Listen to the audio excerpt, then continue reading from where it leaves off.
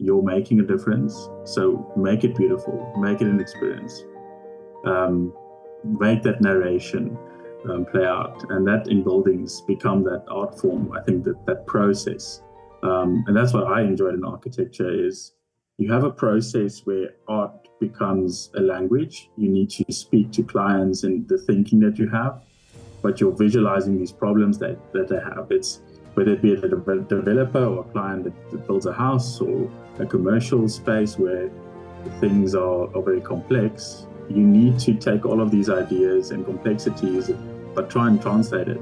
And those processes are something that I enjoy.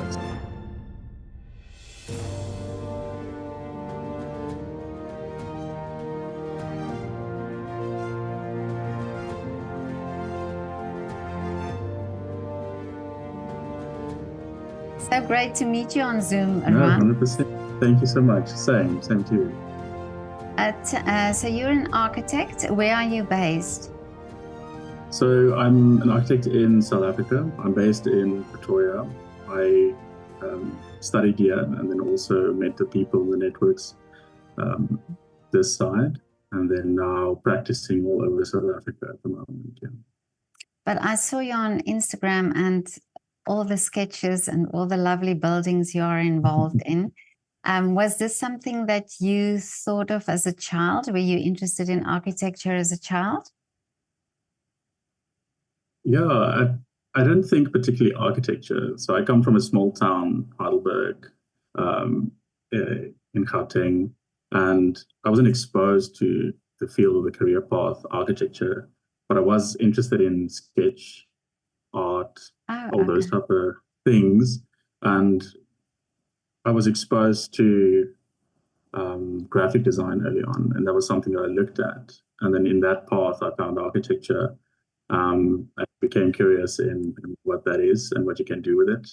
And yeah, it opened a few doors. I originally wanted to design cars. That was a big motivator to go into design. And now I found industrial design and architecture almost blended all of these creative fields, visual arts, and design together. So that's how I found architecture. Yeah. And as a child, were you aware of shape and form and things like that? I mean, did that already, can you look back and see how you were fascinated with that? I could always visualize things. So I can vividly remember spaces. So I wouldn't say I designed as a child. I didn't have that experience in that. I wasn't exposed to that type of environment, but I was exposed to my own thinking. So I can remember the classrooms that I were in, the spaces, the buildings, I can vividly remember those things and play out what those scenarios were. But that was my only experience architecturally, or space, volume, shape, was the spaces that I found myself in. But only now I can reflect back in how it helped me in terms of my architectural studies and what I'm doing now, how I can visualize space and be in places without actually being there, and also take myself back to experiences, especially in the type of architecture that I'm quite interested in here in Pretoria. So the adaptive reuse architecture, the existing buildings, adapting those spaces. So constantly looking back at moving through that existing house and then designing for that experience. So yeah, my childhood was more based on the visual and then experiences, but I never connected it to architecture itself because I wasn't exposed to a career path as architecture. Yeah. But you mentioned that you sketched, and did you take art in school, or were you the boy with a notepad and sketching all the time? So any opportunity that we had to sketch, and I remember grade 1 we had to do a project, and that was my first time being exposed to think about something, sketch it, and I really enjoyed that. So I entered the Stedfords at school. And started sketching just portraits or something visual or sketch towards a topic. And with that, I got some exposure, but I never went for formal art classes or so. We only had art as a subject at school. And I was in a very academic focused high school and primary school, so it wasn't really that they motivated the art or the creative. It was, I believe, looking back as well, a part of that story of being almost confined in the space of academic and then getting this release in architecture that completely motivates me daily, and this opportunity that I now have to design and create spaces and really live out something that I didn't find as a child, and I can now actually live into. But it's also not an easy career to get into, and the studying is also known for being quite difficult. So was it easy for you to get into architecture, to get into the university to do that? Yeah, I think I had a different path getting into the actual university. So from school, I went to a design college before I went into architecture.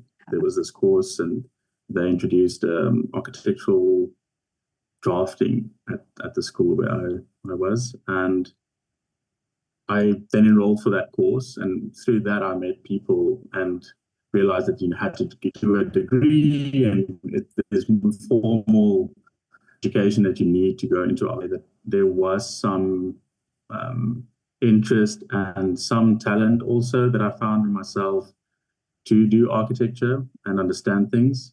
Again, going back to where I come from, I moved to the city, and all of a sudden, all of these experiences and exposures came to light, and I realized that where me coming from a smaller town, I felt that I picked up on a lot more things, and that helped me to analyze and be curious and find things, and that helped me in my studies. But then after that year in college, I was introduced to a design firm, architecture firm, Paul Boshoff, that mentored me as a student before I even started my actual architectural degree. And I worked for him for a year. He mentored me in also architectural sketching. So from a fundamental place, how can I explore these thinking and this fecundity of imagination onto paper into architecture? And that really opened my eyes and helped me go into studies. And then I enrolled at the TUT, School of Architecture. And then, the journey was there. And no, it's not easy. I think you need to find yourself. You need to find that you really love it or hate it, and make that decision very early on. And it's difficult because you don't know where the next steps are going, and are you enjoying it only in third year or fourth year? I see a lot of students finding themselves only in the fourth year enjoying architecture, or finding the skill set that they need to do architecture. I think a lot of people go into architecture very technical, from a very technical standpoint. Academically, you're already competing with people that are very intelligent and creative, but they don't necessarily have the skill set to start speaking their architecture, so sketching, so whether it be software or with the hand. But luckily, where I studied, Errol Peters is an architect that was here in Pretoria, and his son, they were known for Burgerman, one of the larger firms in South Africa. He was the main design architect for them, and he taught specific techniques in sketching, and that really helped. If the places and spaces where I was gave me the opportunities to grow certain skill sets, and that opened a lot of doors for me. But how wonderful that you started out almost in the industry. You had that vision of, okay, so this is what it's all about before you even started studying. Yeah, that perspective that I got about this is architecture. So do you want to go into it? And this is the things that you will be dealing with. And what type of architect do you want to be? Do you want to be a technical resolve, a draftsman? Or do you want to be a designer? And what is a designer? And that type of environment I was exposed to that, luckily, early on. I actually went to meet Paul for the first time, and it turned into an interview. And then it turned into, okay, well, come work for me whilst you're studying at this college. And the classes were scheduled in the morning. I have class, and in the afternoons I'll go work for him. I'll follow the designers to counsel, I'll go to sites, see all these spaces. Obviously, I had to stand back and listen more than I did Yeah. anything, and that helped. But I'm a better listener than a speaker. So for me, it was the space to just absorb knowledge and experiences, and then take that through. But also within that period of study, I had people to touch base with. I had this firm of people that I can go to ask questions. But in architecture, you need to be curious and ask questions. And that tied to all of architecture as well. So the media side that I was in, that curiosity of what is architecture, what is good architecture, and then social media being that informant, but also that connector to various people all over the world. And through that, I built this knowledge base of people, but also mentors all over the world that I can send a project to and ask questions, and wherever they are, they help me get a better perspective than the student sitting next to me not doing that. But that's what architecture is from an educational standpoint. It is fundamentals that you're given in a skill set, but you need to be curious and go find out how to resolve something or find the problems and ask the questions. So me being curious and starting to be exposed to all of these various aspects, that helped for me to stay curious, stay passionate. And late nights, the typical study scenario, but it motivated to just go through that and find the thing that I had to find, and time and place, just things lining up and making sense for me. But that's because if you can do it that way, where you can almost apply what you study at the same time. Because I spoke to somebody who also studied architecture, but then I think after 3 years or 4 years, realized that it wasn't what he wanted to do, and then changed his career path. But you were sort of in the midst of it all, and so learning and listening and seeing what the outcome can be if you continue. That was a big part of it, and a motivator where I will be ending up, or the decision that I will be making later on. And then the constant speaking to people in the industry, because from an educational standpoint, there's almost this gray cloud. Where can you end up? Don't go into architecture if you want to make money. Don't go into architecture if you want to do specific things. It's almost this broad. Don't build up expectations before you didn't go into the industry, because it's only a handful of people that actually make it in the industry. Otherwise, you just fall into a framework of salary-based jobs, and they always say you do schedules. And that from lecturers was a difficult one for me to hear, but I didn't believe that that per se. I had a different perspective of it. I had people that informed me differently. And connected to my studies, I started a page that grew in following, that gave me access to opportunities and experiences that I think shaped the way that I thought and think about architecture, and also motivated me to do things differently, because I was capturing things that I was doing and sharing it to people and students. And I almost felt that there was a voice coming from my side to other people through those channels as well. But that opened doors for me to communicate and have a platform. Because like we're speaking now, I had these interviews with a lot of architects, but just on an Instagram live video, just a quick session, speaking to them and finding out why are you doing architecture? Why do you design? What do you design?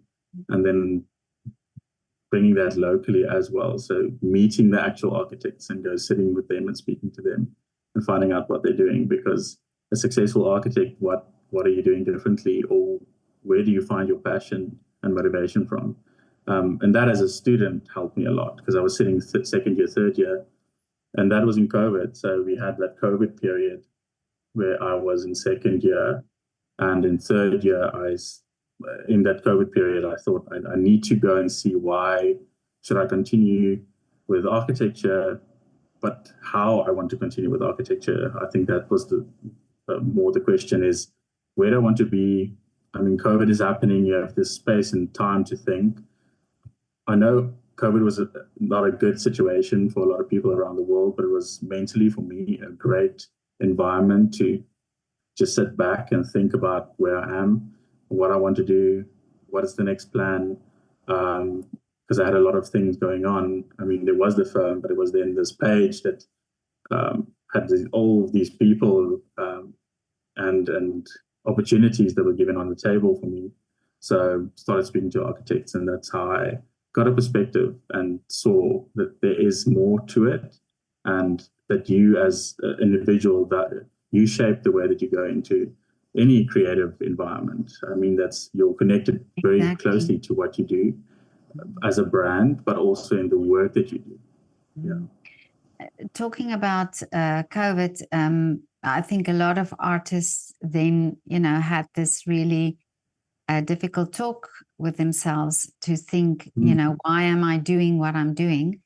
But I actually, during COVID, was where I was suddenly made aware of architecture as the art form, because I was walking in Vienna and looking at all the beautiful buildings and thinking, this is somebody's artwork. This is what somebody envisioned, and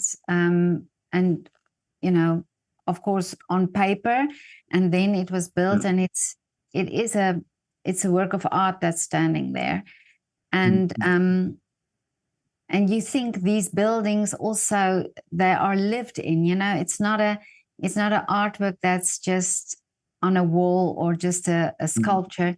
These buildings are actually lived in. So there's so much more around the architecture than just the building. Definitely. I think you create a space for narration, you create a space for scripting environments and opportunity. A lecturer in first year told us that what you're going to do is you're going to design, you're going to suggest something. And I remember that the story as you in a park, you place a bench, and that bench might change one person's life. They use it or they don't, but it has an effect on people. It's there. You made a change in someone's walk, someone's jog, someone's environment, and that just scales up. So whatever you do, whatever decision you make, remember that even if it's a bench in the park, you're making a difference. So make it beautiful, make it an experience, make that narration play out, and that in buildings become that art form. I think that process. And that's what I enjoyed in architecture is you have a process where art becomes a language. You need to speak to clients and the thinking that you have, but you're visualizing these problems that they have. It's whether it be a developer or a client that builds a house or a commercial space where things are very complex. You need to take all of these ideas and complexities, but try and translate it. And those processes is something that I enjoy. So I'm not necessarily strong technically in the way that there's people that really focus on details and resolving it for the actual build structure, but it's that experience that I really am interested in, that process of working with a client and translating it into their idea, but how can we speak about that? How can we visualize that and actually make it happen? Because there is different processes. I mean, your education has one process. It's very free. There's a lot of freedom. There's a lot of creative thinking that is required, and you need it. And then you have this very structured, formalized nature of the architecture field, that you have bylaws. You need to work with problem solving, and that is that balance between engineering and science, but that art form, and keeping that and making sure that is where you keep yourself grounded. And there's a variation in who you want to be as an architect. Because if you want to go into architecture, but you're fixated on the art, but that's not your strong points, you will struggle. You have ways to find yourself in that, but you can be exploring that and resolving and be creative in technical resolve, in plans, in and the way that it's communicated to sites and how it's built, and very fulfilling in that way as well. So that is a part of architecture that makes it difficult. But yeah, definitely an art form, and that art from Paul Boshov's side, definitely he lives out his ways in art and then takes that into architecture. Not one building was done without a sketch of that building or the idea or a site or an art piece of that environment. And that opened my eyes to, you're just creating these puzzle pieces for you to become the architect that you want to be. Because at the end of the day, you choose if you're an artist, if you copy paste something, and if you take a picture and give it to a client, or you explore an idea and give it to a client, or for yourself as well to explore the type of architecture you're doing.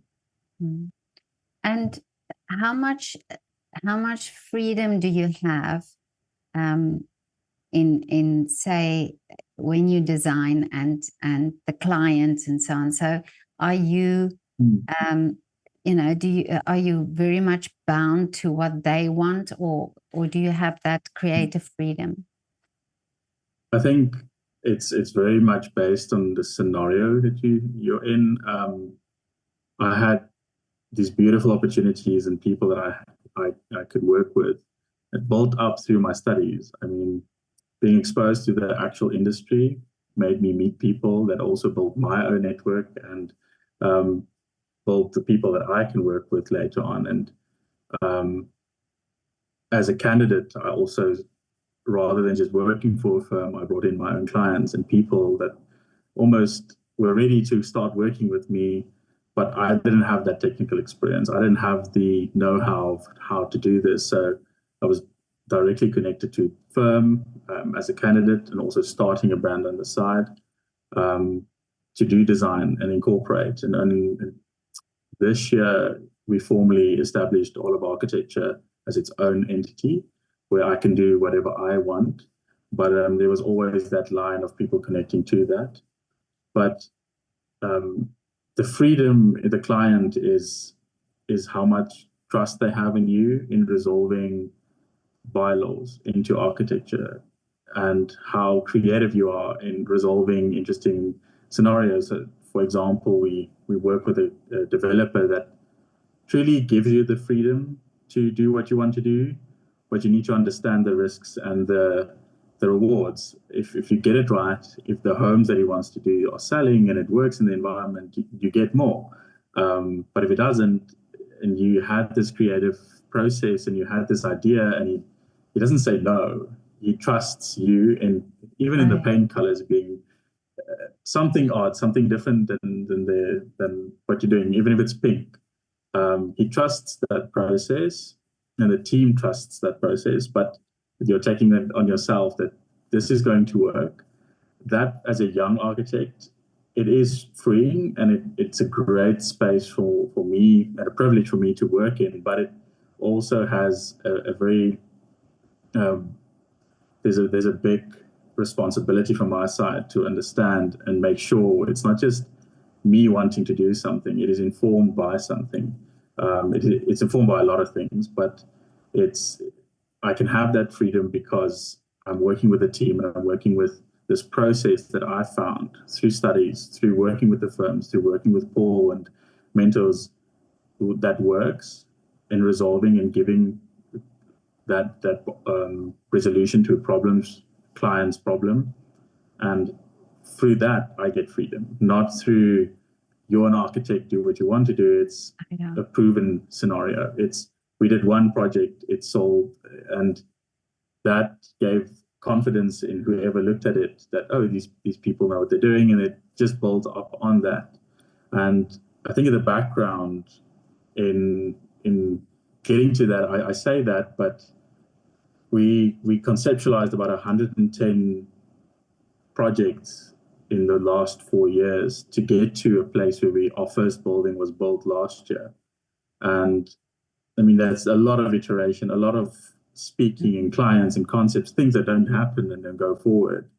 But you're given an opportunity, and you play towards that. And when the first one is built, the second one gets built. And I mean, it's not a thing that happens overnight. Architecture, I've now learned, doing it for myself is it's not overnight. It's years from now, and doing something now, you'll see that in 2 to 3 years, um, and other people will see that in 2 to 3 years. So starting a firm is definitely that freedom comes when those buildings start popping up, and you can actually do what you think and sketch and have designed, and it's actually being lived in, and you start building on that. So there's where my freedom comes from, is the process that I've been working on, the people that I've been working with. And I'm really privileged with the people that I'm working with, that they also, if they look at what I'm doing or what I did at university or what I did alongside Urban Concept, it was them finding some identity in what I'm doing, and giving me that freedom in the project that they allowed me to work on. And I mean, I did no projects before this developer told me, I have this opportunity for you, prove yourself, and we never look back. The first project that we've done for them was still at Urban, where I got them into the firm.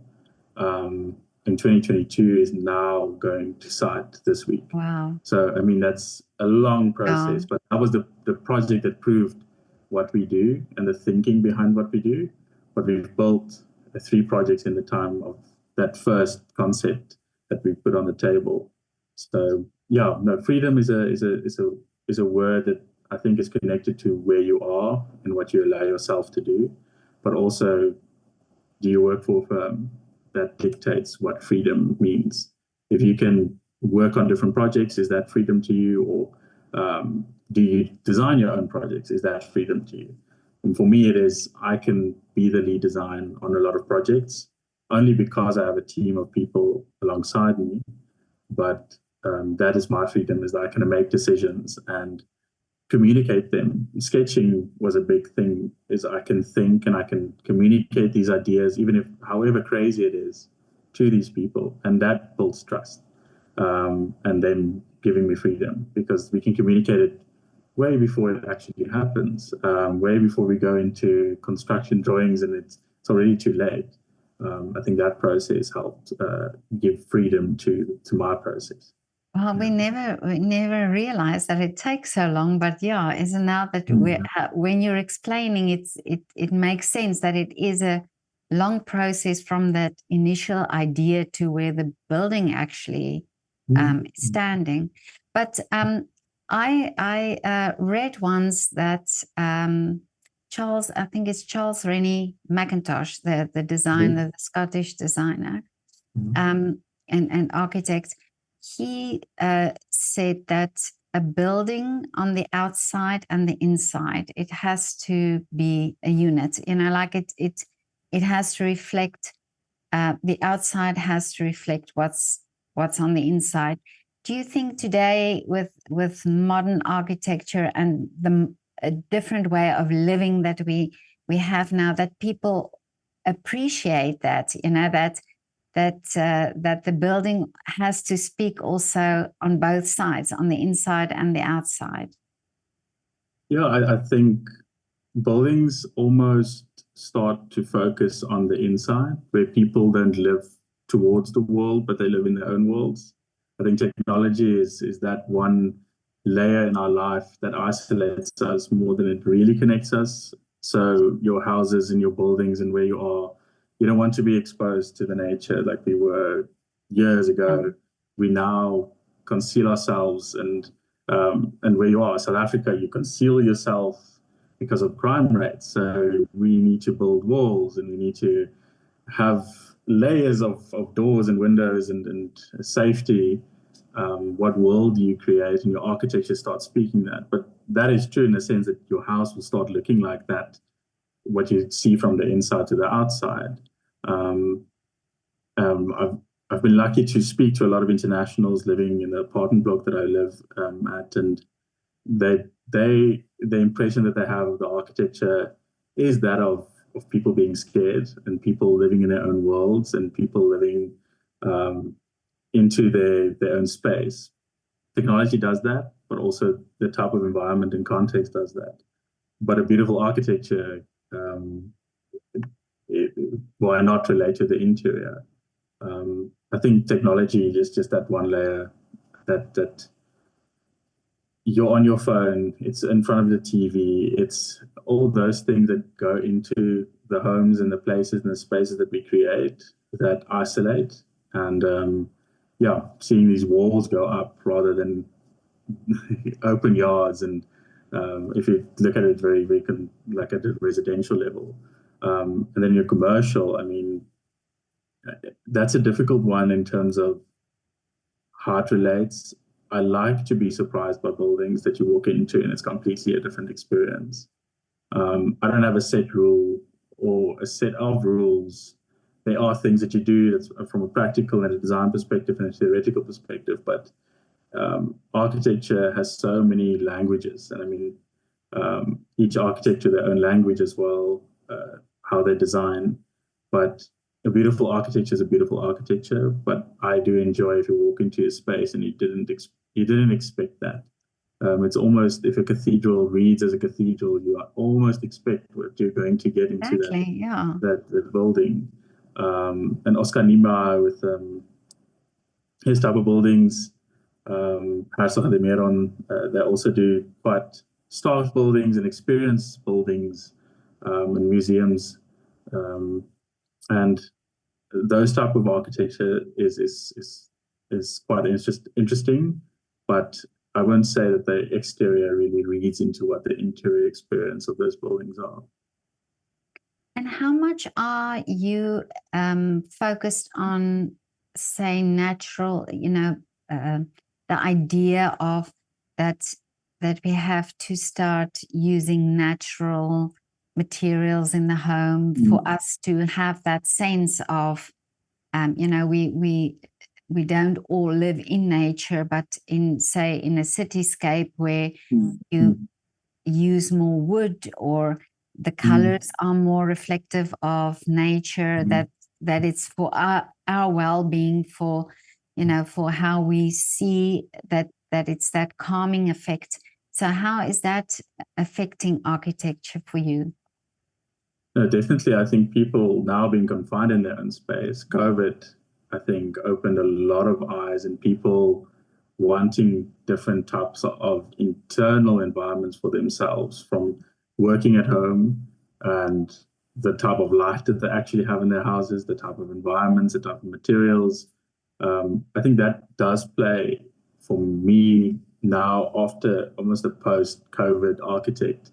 People focus on different things. They want a lot of light where they work. They want a courtyard. They want things that they lacked in COVID, that they saw they were in this box. What were they chasing? And realized that I don't want this stark minimalist architecture. It's for people and you have these living spaces, but in the most cases, people want a homey environment. You see a lot of things on how to design with light, how to what type of materials you need to use to soften a space, to make it that connection to nature. You see that in natural timber and all those type of things being promoted. Even in the architectural industry, it's being promoted a lot. But I think there's a conscious decision always where you're guiding a client in terms of their personal taste, but also their experience of place and space. And that's also, there's a lot of architects that specifically, I mean, felt architects. Gillian Hall was one of the architects that I interviewed, and she specifically spoke about her architecture as a connection to nature. There's always a moment that she creates to a garden, to water, to sound. So there is that layering required in architecture to connect to nature. Architecture it does isolate itself, that type of house, to an environment where it's very expensive to create. So for changing a house, the colors, all those type of things that are almost just a wall paint changes the entire mood. Your archetype, your architecture, the type of materials you do for someone now designing a house that has a budget, that changes the way that you design a house as well. What is a good architecture? What is a good home? Has changed after COVID because of people now experiencing that for themselves. But in South Africa, I mean, there's a lot of development also going on. Are you positive about the architectural sort of careers and everything that's happening there? No, I definitely, me being in South Africa and working in the environment, there's so much opportunity. Those 110 designs or concepts that we did was because of the different opportunities that you can create in South Africa. It's not ideal and the economy is not ideal, but it'll never be this moment of just everything works out. You need to find those steps and get into an economy and in a growing economy, and also in a space and an environment where you're in a country that really wants first world lifestyles, but is a third world in a third world scenario. So you are designing for what will happen, where we are going towards. So you're not just thinking about the now. The now has a lot of problems to solve, but the type of architecture developments are doing is definitely for what is happening in South Africa, and definitely beyond what my expertise are financially, economically, politically. There's a lot of things that people, and I mean, there would have not been development if that was just the only issue. That's going to be resolved. It does take time. And then the opportunities for the now, you have a housing crisis. You have Cape Town that's booming, and there's people that need houses from low income to high income. You still have these opportunities. In South Africa, unfortunately, it is these circles of people that you, especially in Cape Town, it's very difficult to just walk in and say, give me an opportunity to design or to resolve things. There are people already there settled and doing their things. But in various areas in South Africa, as a young designer, if you come up with a solution presented to people, there are these opportunities to solve housing crises. You have the townships that constantly needs to be looked at and a resolution for that. And that's an architecture in quantity. That's an architecture in a very deep theoretical resolve as well. It's not just you go in and you change. You can't gentrify a township. That's not how it works. It's very deeply rooted in what the people do there, how the people are, and how they got there, and how they need to, and do they want to get out there? Where do they need to be, and what scenarios and situations need to be provided? So South Africa has a very diverse set of problems, good and bad, and those problems create opportunity for an architect, for a designer, for engineers. I think there's definitely that in a third world country, in an up and coming country, where design is now critical. Europe has almost, they've gone through everything in terms of design and people. It's now these high-tech architecture. It's beyond what we as South Africans can do. We need to get there. But we're influenced by all this technology and everything that's happening in the first world. I mean, technology and has a big role in playing. I don't want to go into AI. I don't want to go into those type of things. But I mean, it's influencing the way that we need to think and need to keep up with what the world is doing. And so, through that, South Africa has a lot of opportunities. You need to understand that you will go into architecture with a lot more responsibility, because you have a lot of elements to adhere to, from corruption. What do you do in that scenario? How do you handle it? How do you handle nepotism? How do you handle you as an architect, as an artist, as someone that's creating a brand, or working for a firm, where you find your identity?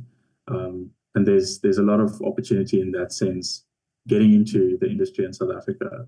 So it's not just take it at face value. There's a lot of layers to what architecture means in South Africa and what it also will mean in the future. Yeah, there's a lot, like you say, there's a lot of obstacles, that you have to know about. But it's so interesting. I recently visited my parents in Vanderbijl Park, and what I see there is that a lot of people take these old houses that were built really in the late 60s and early 70s, and Yeah. they renovate them and make complete different, houses. You can't even recognize the house when they finished with it. And on the one hand, I sort of feel, okay, somehow these houses that were built in the 60s and 70s, they have their style, and they need to be sort of kept that way because of that specific architectural style. But then on the other hand, I think, wow, if you have the vision to change it and to use the structure as it is, but change the whole house, that's also a great thing, because people live differently now, as they did those years. So what are your opinion about trying to keep old building styles, and or do you think the houses of the 60s and 70s are not really worth that architectural style? Yeah, each to their own. So the town that I lived in, a lot of that, it was an army base, and there's a lot of these 60s, 70s houses. And 60s, 70s houses, industrial era, where in South Africa you had these problems, or scenarios that populated these type of houses. And quick build, very simple, you had your stip, you had your door, you had your window, so window on a stip, and the rooms just followed. So very simple architecture, but there's so much that you can do with that type of scenario. We've recently done a house in Waterkloof in Pretoria. There was this typical 60s, 70s house, and completely tried to reimagine the house. Where did you live in that house? So how they imagined it, where we imagined it. And if you zoom out and you look at plans and you look at not just the aesthetic value of it, but just how you live in that house was different. You had these isolated rooms, you had domestics areas, and all those type of things that in how we live now doesn't make sense. So we had to flip around the entire house, not physically, but spaces, and change the way that you live in that house. And then only doing that motivated a completely different way of imagining that 60s, 70s house and how you live there. And aesthetically, it's endless what you can do and really be creative with existing structure. I think there's so much value in if you're looking back at historic architecture, 1920s houses, I mean, Cape Town houses, Cape Dutch houses, Victorian houses, how much character there is and how you can add to that. You don't subtract from that. You don't change the character of it. But there's so many opportunities for that to become something that is relevant now, because the architecture adapts to what people need and what the needs are now. Because it's this thing of it almost encapsulates time, and it's built for that time. And new architecture, those buildings will always stay empty and dilapidated if people can't stay in it, if it doesn't move with the time. So I'm open to a good relook, an informed relook of architecture, old houses. Because there's so much value in actual structure. There's so much value in people that those bricks were cast, those bricks were built. And add to that. And I mean, that is one solution to people wanting to build their own houses, buying a house, and also relooking it. The developer actually that we work with, all of his projects are brownfield, so an existing house on the site, and we adapt it to development. So we add 14 levels to it, or we just add one level to it. So how does that architecture there's two layers to it. There's the development side where you save on enrollment fees for local authorities because you're building on an existing site. But there's always also this branding story behind it, where you have an existing architecture, you have that house that was always recognized, and now change into this development where more people are using it, or now brought value back into the area where it is, and there's new value found out of that old structure. So that is something that I really enjoy. It's especially dilapidated structures, something that stood there for years and nobody wanted to do anything with it, and we get Yeah. an opportunity to do something with it, and having a positive impact with that project. And there's always the idea, but yeah, that's what we try and do. I need to do a lot more projects physically through how we see architecture and what we want to do with architecture before I can say, yeah, we are successful in doing that. But that's the learning curve, and yeah, again, the privilege of working with people that give us that opportunity and shaping it and getting that feedback. Um, yeah, I think that go back to your question.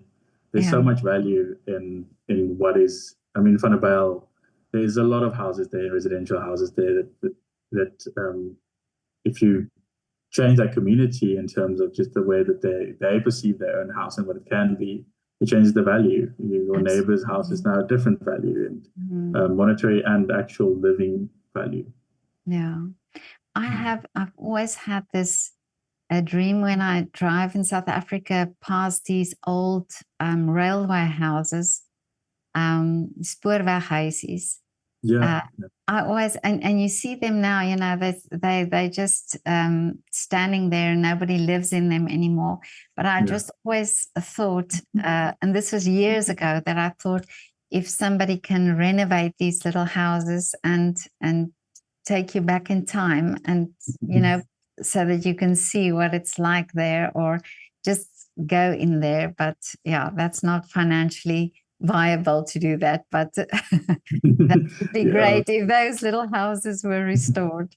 You get those moments where people have that and do that. Oh, really? Where you see these old houses and these like a spoorweg house and creating a market or a shop or Yeah. a Airbnb from those type of places where you bring people back into a community, and then you get value out of these really characterful places and spaces. But it is also, you'll always find them in places where people have moved out, moved into. It was a mining town. The railway was there, and you have these houses that will just always be empty, and it's not of value for people to spend money there because you can't live there. So yeah, but that character can draw through into new architecture. I mean, we don't need stark buildings that people don't want to live in. Why is that character so interesting of that architecture and those spoorweghuisies? How can we bring it into our houses here, our new houses, and that type of? It's that simplicity, I think. You know, I think that attracts me to it. Is that just a little box? You know, it's like that the ones that you used to draw on a the square little house. And I think you think what you can do in a square, you know, how you can live in a little square. Definitely. I think it's that circle moment. It's where architecture and the simplicity in architecture, just it has that moment of very detailed architecture, Victorian architecture. And then you go back to the modernist era, very simplistic architecture, functional architecture. And then you're coming back now. The more simple your architecture is, the more feasible it becomes. So now you're thinking very simple and very, you add that stoop, you add that simplicity but character to a house because it's motivated by different things. And I mean, that simple character of the spoorweghuis, it just, they had to do it because it was a cost-effective house, but what character it had, but also the passion that people built with, and that they're motivated by the potential of what was in that environment. So yeah, we need to bring that back into our houses, bring that character back, and find those opportunities. If there's this group of houses that a developer can see, for them to actually see the value and bring it back and bring the character back to areas that are lost in South Africa. Yeah, I think so, because it's a beautiful country with beautiful people, and I think these communities will benefit from it, like you say. To have the houses sort of given a facelift, or just make it more livable. But Yeah. Ruan, what are your dreams for the future? What is the wish? I think there's a lot of wishes. For now, it's really creating opportunities for people around me and for myself to create. That's always been the goal, is any opportunity that I have to create something, I'd love to go for it, but also the people around me. I love seeing creating opportunity for other people, but the dream is that of creating my own space to do that, for myself, but also for other people. And I mean, we're in South Africa. We need motivated people. We need good designers. We need architects that see what future we can have here, and from us start influencing the worldview of South Africa. But yeah, that's my dream. Is just finding enough to do. I don't have a specific dream. Everything I've done has been a dream. There's moments that I wake up that's almost this imposter syndrome, where I'm sitting around a table with people, with these opportunities for me to do things, and them relating back to things that I've done whilst I was studying, for them. If it was a small sketch or it was an idea that I gave that relates back to now, 5, 6, 7 years later. Yeah, that's that. Dreams are coming true in that sense. So for me, I can only answer that when I don't know what to do with my time anymore. But at this point, it was just the dream is to continue creating. Yeah. But how wonderful that you can wake up like that and in the morning and know that things are flowing, things are happening, and you enjoy the process. No, definitely. Thank you so much for your time, Ruan. It No, was so lovely talking to you, to a fellow South African. Thank you. Yeah, a bit of Afrikaans in between as well. Yeah. So, but thank you so much. Yeah.